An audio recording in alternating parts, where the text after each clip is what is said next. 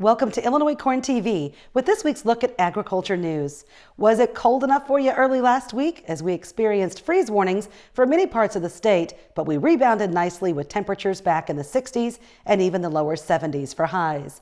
Harvest continues rolling along in Illinois, and we had a chance to catch up with Mark Wilson, past chair of the Illinoiscorn Marketing Board, in the field.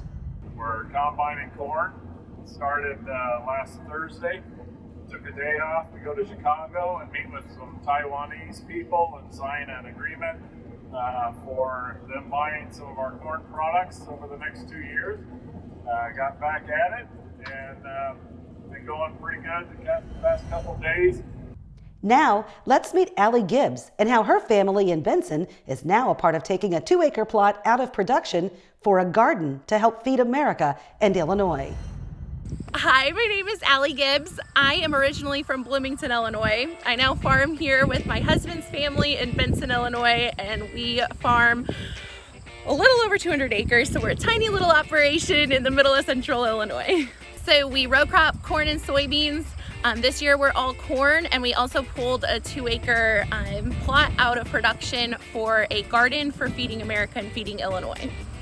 I've been farming for about 6 years. I met my husband Nathan 6 years ago tomorrow, and the only thing I knew how to do 6 years ago was hold up the sign at the grain elevator. And since then, every year I've pushed myself to learn more and more about the agriculture industry and farming, and I now proudly drive the combine, and Nathan hauls grain for me.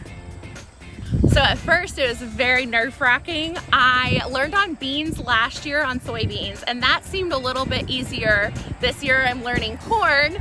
At first it was extremely nerve-wracking, getting everything set up straight and then making sure I was driving straight. But after a few hours I got the hang of it, and now it's my main job on the farm. So I am also the lunch lady and supper provider of the farm.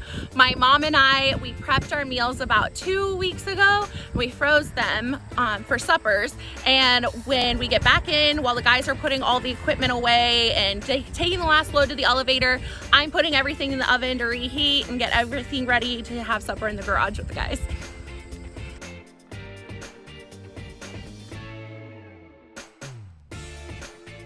So we are piloting with Feeding America and Feeding Illinois, which is the state affiliate of Feeding America. And this year we did a 2-acre garden for them, and 100% of the produce there was given to Feeding Illinois to distribute throughout 18 counties in the Eastern Illinois region.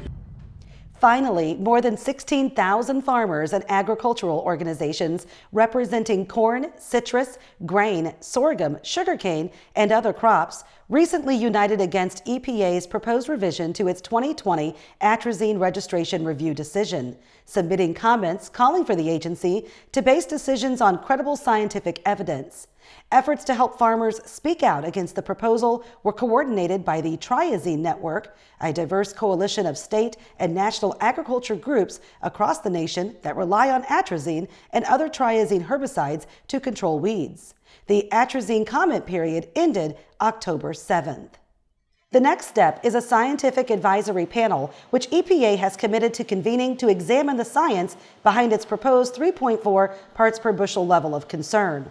We will wait and see what happens next. Continued best wishes, farmers, while you are in the field this week, and feel free to subscribe to our YouTube channel and hit the bell to receive the next episode. This has been ILcornTV. Have a great week.